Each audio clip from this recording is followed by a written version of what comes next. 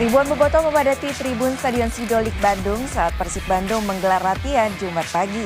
Kedatangan bobotoh untuk memberikan dukungan kepada Mark Klok dan kolega sebelum menghadapi Bali United. Sebagai bentuk dukungan perjuangan Persib Bandung di Championship Series, ribuan bobotoh memadati tribun Stadion Sidolik saat skuad Maung Bandung menggelar latihan Jumat pagi.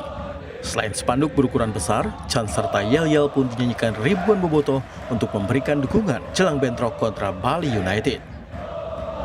Ya itu kan bagus bahwa bobotoh menunjukkan mereka mendukung Persib jadi juara.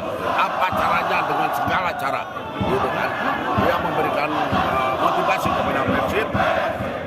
Komisaris PT Persib Bandung Bermartabat Umuh Muhtar mengatakan aksi yang dilakukan bobotoh ini akan membuat Persib semakin bersemangat untuk taklukan Bali United. Laga leg pertama Championship Series antara Bali United melawan Persib Bandung dipastikan digelar tanpa penonton di lapangan training camp Bali United.